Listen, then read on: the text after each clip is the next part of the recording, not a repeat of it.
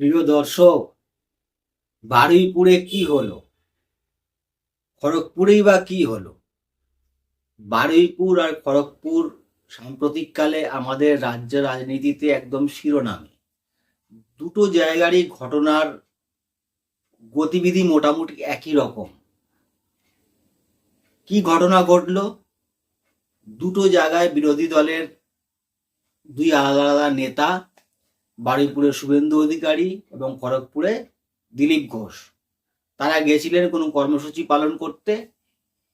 সেখানে শাসক দলের অনুগামীরা সেখানে জমায়েত করে বিক্ষোভ প্রদর্শন করছে। এইটা কিন্তু একেবারেই কাম্য নয়। শাসক বিরোধী দলের যেরকম রাজনৈতিক কর্মসূচি নেওয়ার অধিকার রয়েছে, শাসক দলেরও রাজনৈতিক কর্মসূচি নেওয়ার অধিকার রয়েছে। তারাও তাদের কর্মসূচি পালন করতে পারে।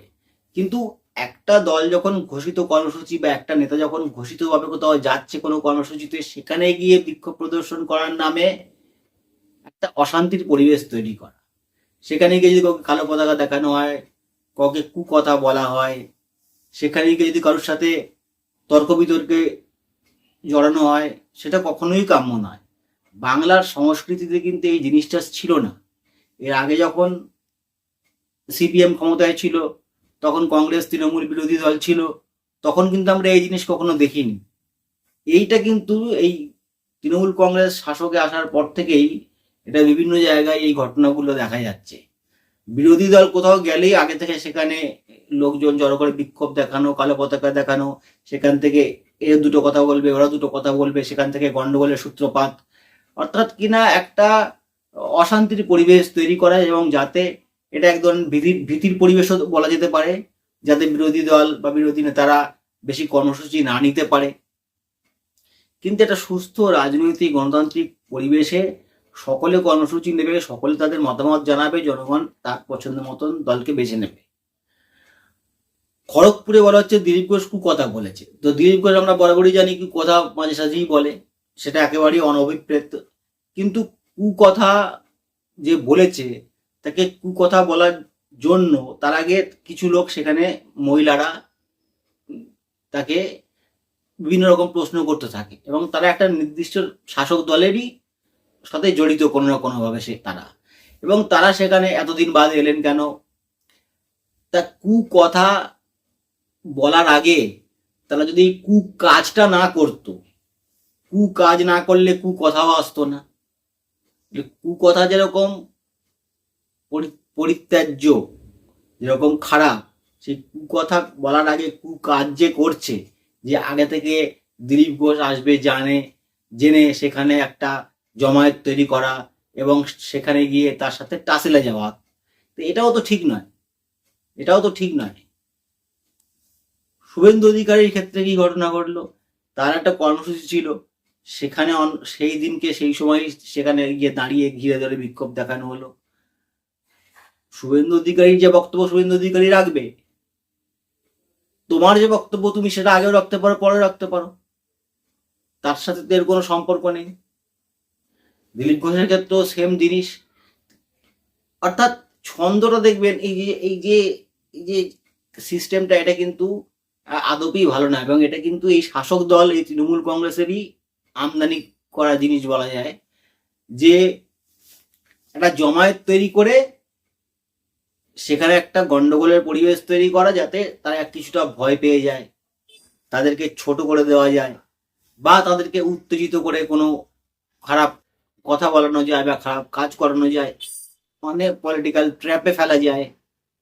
এগুলো কিন্তু আমাদের পশ্চিমবাংলার সংস্কৃতিতে, পশ্চিমবাংলার মানুষ, বাংলার কৃষ্টি সংস্কৃতি কিন্তু ভারতবর্ষের অন্যান্য অনেক জায়গার থেকে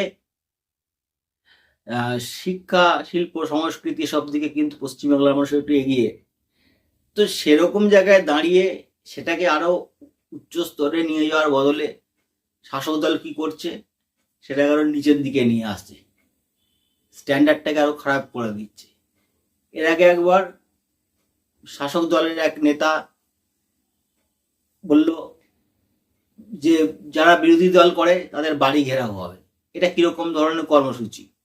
এটা কোনো রাজনৈতিক দলের কর্মসূচি হতে পারে যে যারা বিরোধী দল করে তাদের বাড়ি ঘেরাও করবে?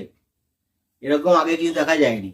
এতে তো অনেক লোকের প্রাণহানি ঘটতে পারে, জীবনহানি ঘটতে পারে, অনেকের সম্মানহানি ঘটতে পারে, অনেকে সুস্থভাবে বাঁচার পরিবেশ বিঘ্নিত হতে পারে। তাহলে এরকম একটা রাজনৈতিক দল যারা এরকম ধরনের কর্মসূচি নেয়, তাদের তো নিজেদের চিন্তা করা উচিত যে আমি আমার ক্ষমতা আঁকড়ে থাকার জন্য, ক্ষমতাটাকে বজায় রাখার জন্য, বা ক্ষমতার শীর্ষে জায়গা পাওয়ার জন্য আমি যদি এতটা নিচে নেমে এরকম ধরনের কাজ করি, তো তাতে তো আখেরে পশ্চিমবাংলার সকল মানুষেরই ক্ষতি। সেইটাকে কিন্তু বোঝার কোনো চেষ্টা নেই। অর্থাৎ কিনা পদ, ক্ষমতা সেটাকে আঁকড়ে ধরে থাকার জন্য আমাকে যা করতে হয় করবো, তার জন্য কোনো অনুতপ্ত নেই, কোনো অনুশোচনা নেই। এই বিষয়ে প্রিয় দর্শক, আপনাদের কি মতামত?